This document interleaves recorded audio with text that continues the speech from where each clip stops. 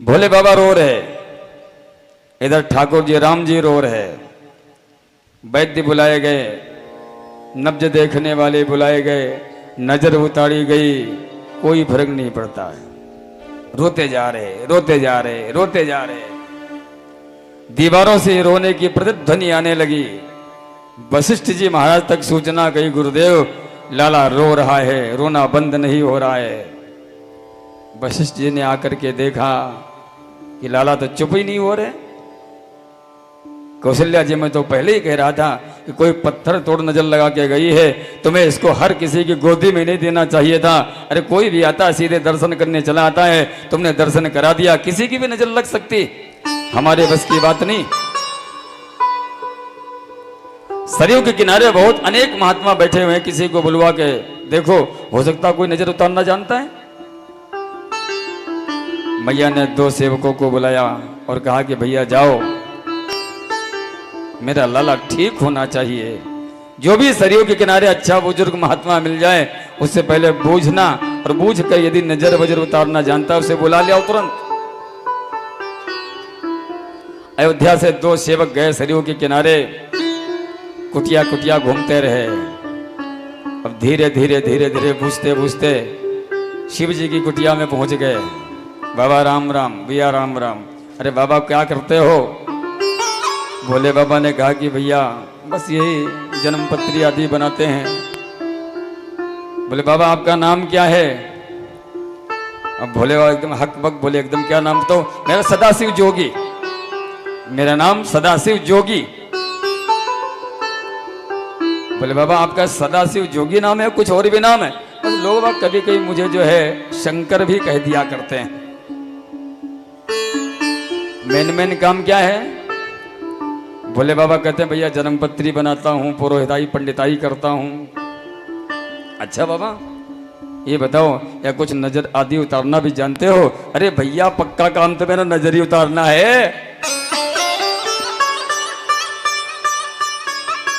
भोले बाबा ने समझ लिया कि ठाकुर ने कृपा कर दे, यदि पूछने आए हैं तो बुलावा भी अवश्य आएगा, मैं अवश्य दर्शन करने जाऊंगा।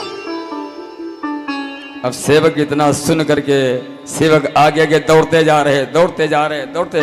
भोले बाबा पीछे पीछे दौड़ लगा के, भैया सुनो सुनो, भैया क्या बात है बताओ तो। अरे बाबा ठहर जाओ, पहले अनुमति लेकर के आता हूं। सेवक दौड़ते दौड़ते महले में गए कि मां सरयू के किनारे कुटिया में एक महात्मा आया है। अरे बड़ा विद्वान महात्मा है, जन्मपत्री आदि हस्तरेखता भी देखता है और नजर भी उतारता है।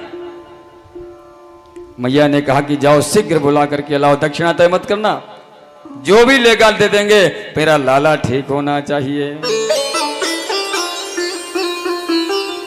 सेवक दौड़े दौड़े आए, बाबा को प्रणाम किया कि बाबा आपको अंदर माता ने बुलाया है। अब भोले बाबा उठे, चलने लगे। काक भुसंडी जी ने हाथ पकड़ लिया, महाराज सुनो। बोले बात साफ साफ होनी चाहिए। बोले क्या? बोले कैलाश से और नीलांचल पर्वत से हम दोनों लोग पैदल यहां आए, मेहनत तो दोनों ने बराबर करी। भोले बाबा ने कहा हाँ मेहनत दोनों ने बराबर करी, तो दर्शन आप अकेले कैसे करने जाओगे? मुझे भी साथ लेके चलो। भोले बाबा ने कहा चिंता क्यों करता है, अरे वहीं चल के देख। बोले महाराज बात साफ साफ होनी चाहिए, यदि आप अकेले अंदर गए मुझे अनुमति न मिले तो मैं सारा भेद खोल दूंगा। ये कोई ज्योतिषी उसी नहीं, तो सीधे श्री भोले बाबा भंडारी हैं, रूप बदल करके आए, मैं आपके सारी पोल खोल दूंगा। भोले बाबा ने कहा अरे भैया चिंता मत करो, साथ में चल, झगड़ा मत करो, वहीं चल के देख लेंगे। और जैसे ही द्वार पर भोले बाबा पहुंचे फिर सेवक मिल गए। सेवकों ने कहा कि बाबा मैं आपको बार बार कहता हूं और आप नहीं मानते हैं, फिर आप आ गए। भोले बाबा ने कहा कि भैया अंदर से मुझे मां ने बुलाया है। अब सेवक बेचारे क्या कहते? बोले ठीक बाबा आप जाओ, लेकिन ये आपके साथ में कौन है? ये नहीं जाएगा। भोले बाबा ने कहा यही तो मेरा चेला है। काक भुसंडी जी ने भगवान शिव का कुर्ता पकड़ लिया, महाराज देख लो। मुख से तो कुछ नहीं कहा, इशारा कर दिया, कुर्ता पकड़ लिया। मैंने महाराज आप अकेले गए कि मैंने पोल खोली। अब भोले बाबा बड़े संकट में, मैं अकेला जाना है, मुझे ऐसे लेकर के जाना है। काकभूषणी जी कहते महाराज आप अकेले नहीं जा सकते। भोले बाबा ने बीच का मार्ग निकाला।